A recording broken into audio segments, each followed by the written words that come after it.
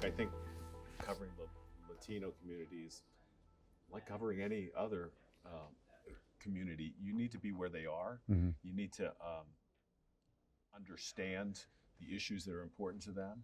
I think we know in the Latino community that we're dealing with a much younger demographic Mm-hmm.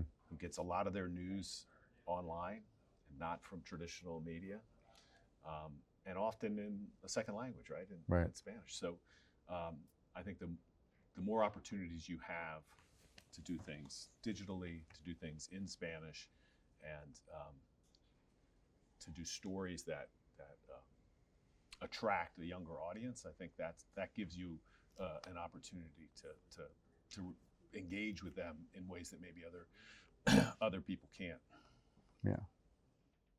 I mean, it's the challenge of our industry with every group of people, but I think specifically with this one, you have the linguistic challenge, right? Maybe the grandparents and the parents are comfortable with and consume their news in Spanish, at least occasionally. The kids probably don't. Maybe in Spanglish, but not in Spanish as much as they used to or they would have. And more than anything, you have the geographic differences which yield cultural differences. Right. Like Mm-hmm.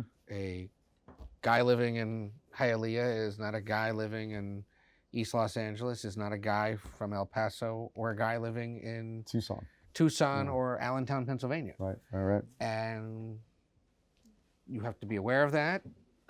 I think some campaigns have gotten very good at figuring out who and what accent they need to be reached with, where.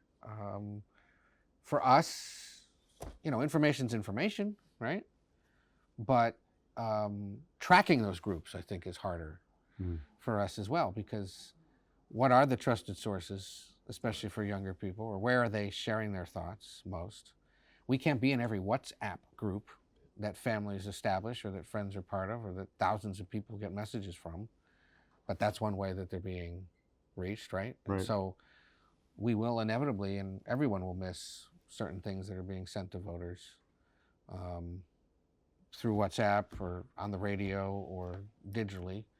So that's a big part of the challenge. Yeah. I know you think about this a lot. I do. I do think this is a topic of genuine interest for all of us. But I do think this time around, and we've been saying this for years and for cycles, that the Latino vote is going to be this crucial. It's going to have this crucial impact, and help decide the election, and it has in places. But I think this year, if you look at the data, there are 36 million eligible Latino voters by November, right? That's up by 4 million since last time around. 15% of the total electorate. I mean, Latino voters do have that power to really decide an election. And some of these crucial battleground states that you were talking about, Arizona, Nevada, where you have 20-30% of that population are Latinos.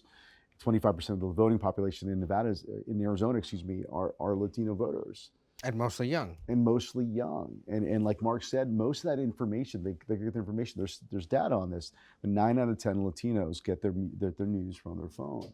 So how do we bring our reporting to them? I think is a really big question, and I think one that I think at CBS really try to answer by bilingual content, by I think an array of great Latino reporters like yourself. I think that we do have that impact and ability to get behind the curtain to realize what this crucial voting electorate is thinking and doing, what's driving them to the polls, what matters to them.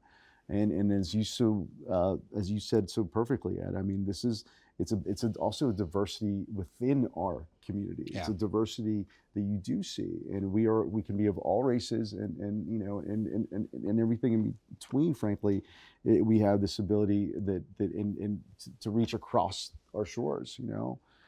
From Florida to Washington State, we are there, and this vote, these Latinos can impact democracy from that perspective and from that level.